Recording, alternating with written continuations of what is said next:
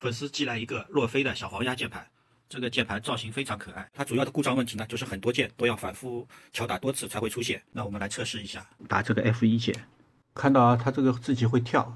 这个洛飞的键盘啊，使用的时间久了之后呢，就很容易出现这种按键连击或者是接触不良的这个现象。那主要是由于呢，它原来使用的这个是加达龙的轻轴，就是时间久了之后就容易出现这种老化现象。如果只是把这一个按键修好，但过了一段时间呢，其他按键又会反反复复的出现这些问题，所以就特别的麻烦。那最彻底的办法呢，就是把这些按键全部都给它换掉，这样的话呢，就不会再出现这种故障问题了。好，这些就是准备要换的轴体啊，准备给粉丝换这个樱桃的透明红轴，它这个轴经久耐用。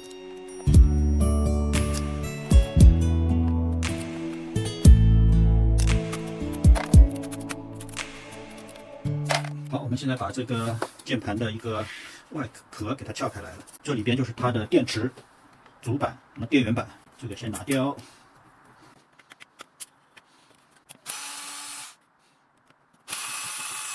拔下电源插口，然后把这个主板从里面提出来，这样就取出来了。电源板给它取下来。好，然后按下去，我们就是要把整个这些轴全部给它取下来换掉，这个工程是很大的啊。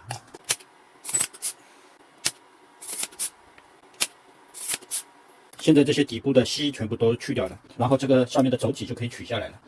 那我们把它取下来，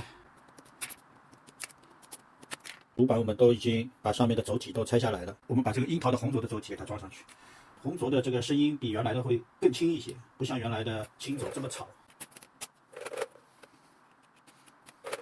现在这个樱桃的红轴的轴体都装好了，接下来用焊锡把它给焊住。经过了细致的焊接啊，这些轴体都焊好了，一个个焊点非常的饱满。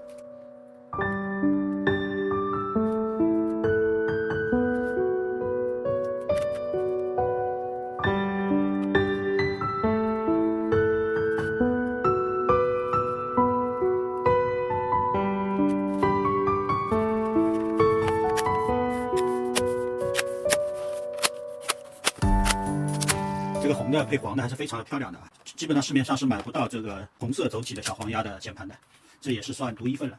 这个就是拆下来的这个轴体，我把它拆开来看一下。好，拆开以后发现啊，这个上面你看，这上面都是这种黑点，这个都是这个接触点氧化了。差的轴体呢，就是特别容易发黑，发黑了以后呢，它这个接触就不良了。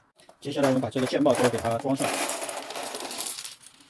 现在这个键盘已经完全组装好了，我们去测试一下。好，所有按键全都是好的，非常棒。而且这个樱桃红轴的这个轴体的手感是非常的舒适啊。